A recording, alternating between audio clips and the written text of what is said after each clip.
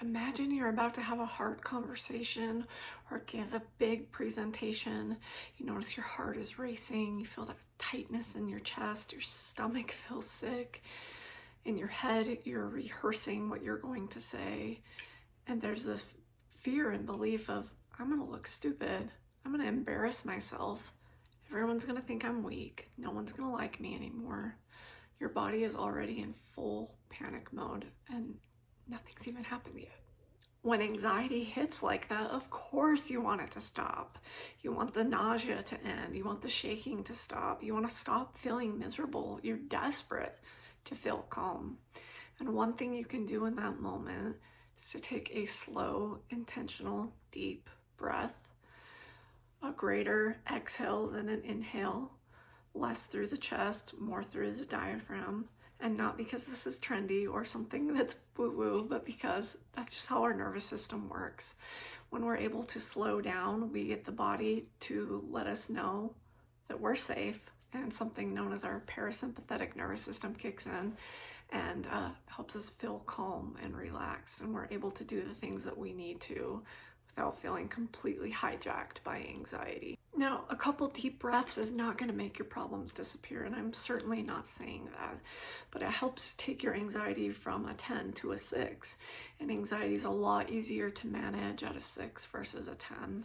The way that I like to think about this is a firefighter and your house is on fire.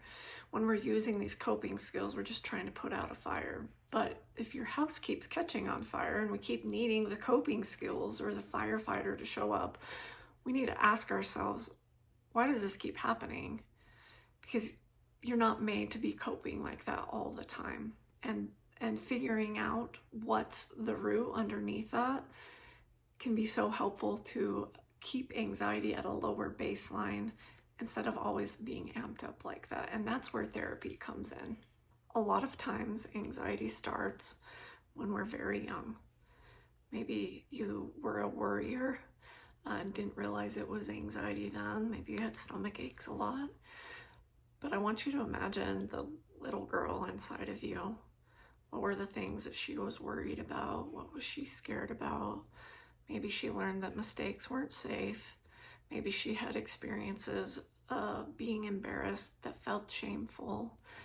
And she's still alive and well inside of you, and she's just trying to protect you. She doesn't want to repeat those past experiences ever again, because when we're younger, we feel much more vulnerable to those things. And it's easy as an adult to be logical of like, well, that's not a big deal anymore. But that's not how it's wired in our brains. It still matters. It's still a big deal. And we need to get curious about that and imagine ourselves as a young child.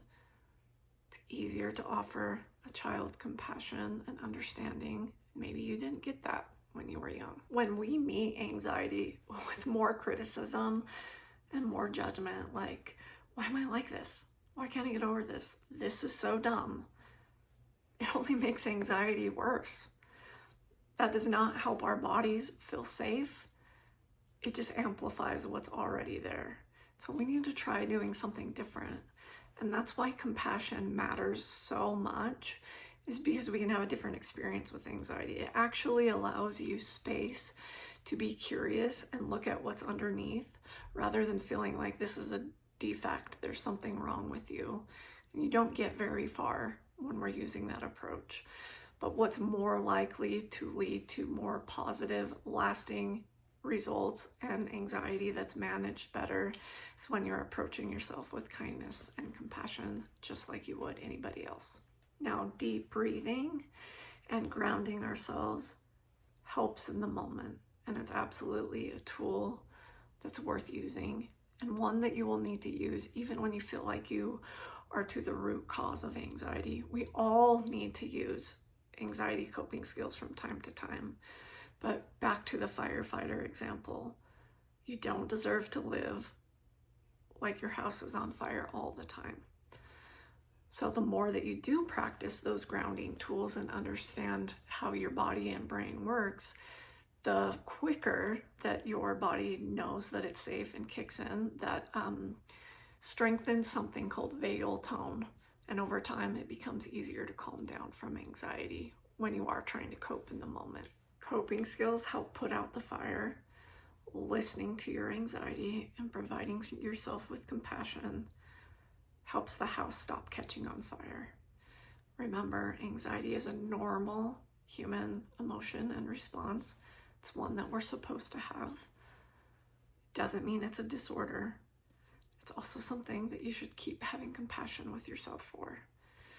If you're finding that you're using skills and using tools all the time and you're still feeling anxious a lot of the time, therapy can help. And if you're a woman in Utah and you're finding that you need more help getting to the root cause of anxiety, I'm a therapist and I love working with women and helping them find freedom from daily anxiety.